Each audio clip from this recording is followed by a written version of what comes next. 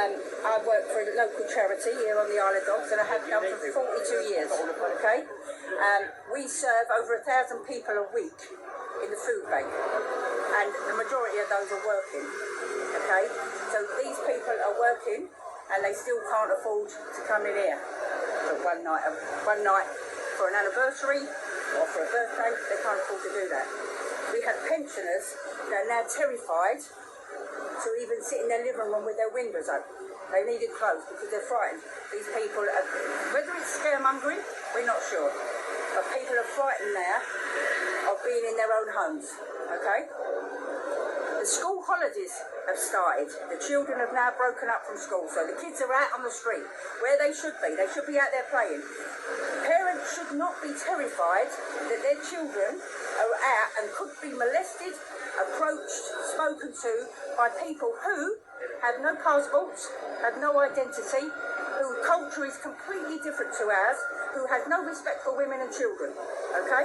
These are people that we haven't invited and we haven't paid or said that we contribute towards them staying here, okay? This has been put on to us.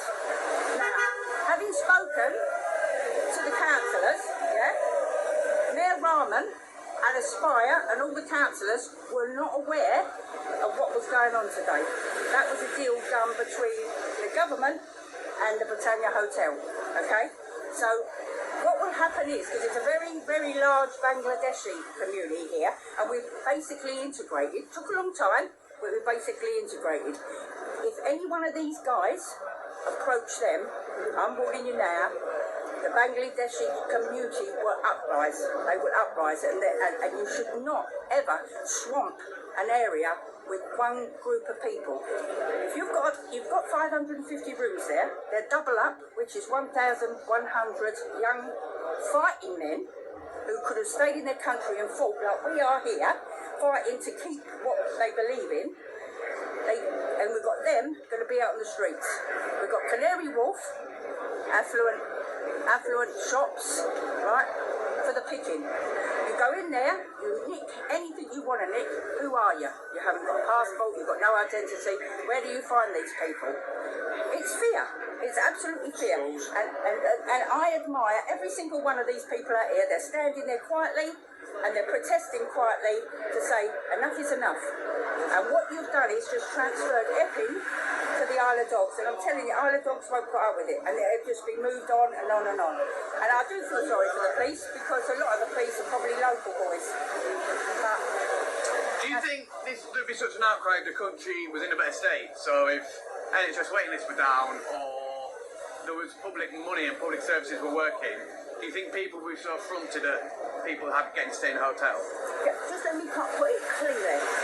People are struggling now, aren't they? People are really struggling. You have a lifeboat that holds 300 people, that has 300 supplies, and you put 600 in it, it will sink. And that is what's happening here. You cannot keep pandering our services, our health service. Nobody here. I bet if you went along there and said, when was the last time you went to the dentist? I bet 1 out of 10 will say, 2 weeks ago. Nobody has an appointment. Everything is online since the COVID, so that's nothing to do with these guys, okay? But basically, you can't get an appointment. You can't get a dentist appointment, right? Doctors got everything. It's all caving in. And I mean, these guys here, I have never seen so many police on the Isle of Dogs in one hit. Never. Why do you think there's so many police? I've counted 12 vans on the way down. What is happening to Epping, right? That's what they fear. These people here are families, their husbands and wives, and they've got no intentions of causing any aggravation at all. If that happens, it's from people outside. I can swear by that. Right? I witness it every day. I have worked for that charity for 42 years. I don't know how to integrate these people. You tell me where do I start integrating these men into this community? Yeah, I've been doing it for 42 years.